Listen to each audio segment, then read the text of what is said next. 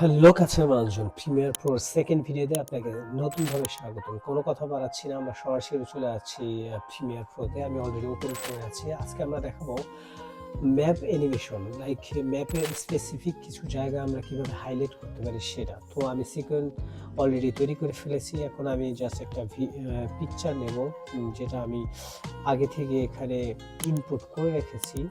তো এটাকে প্রথমে আমরা চলে যাব ইফেক্ট কন্ট্রোলে। তারপরে এটার আমরা সাইজটা ঠিক করে ফেলবো যতটুকু সাইজ আমাদের লাগে। তো এখানে এই পিকচারটা দেখেন, এখানে বিভিন্ন গ্রিনল্যান্ড, ইউরোপ, আটলান্টিক এবং নর্থ আমেরিকা আছে। এখন নর্থ আমেরিকাটা আমরা হাইলাইট করার চেষ্টা করবো, যেটা আমাদের ডকুমেন্টারি ভিডিওতে অনেক সময় কাজে লাগে। তো এটা করার জন্য আমাদের যেটা করতে হবে, আমরা সরাসরি চলে যাব ইফেক্টে গিয়ে লিখবো লুমেট্রি কালার। তো সেটা আমরা ক্লিক করে টেনে এনে ছেড়ে দেবো আমাদের সিকোয়েন্স কিংবা ভিডিও যেটাই বলেন সেটার উপরে, ঠিক আছে।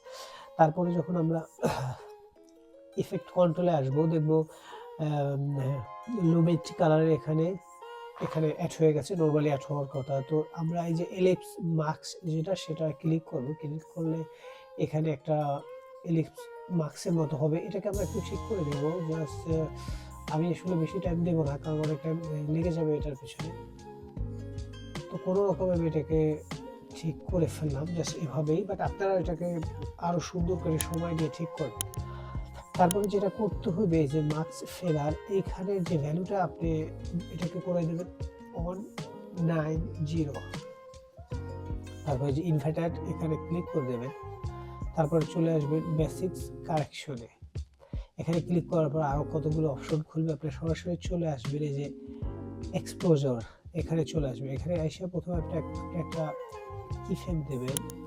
তারপরে গিয়ে আরেকটা কিফ্রেম, অবভিয়াসলি আপনি যেখান থেকে এটাকে হাইলাইট করতে চান সেখান থেকে কিফ্রেমগুলো দেবেন। তারপরে কিছুক্ষণ পরে গিয়ে আরেকটা, এরপরে 1-2 সেকেন্ড পরে একটা দিয়ে এটার ভ্যালুটা আপনি -4 থেকে আপনি 7 পর্যন্ত করতে পারেন।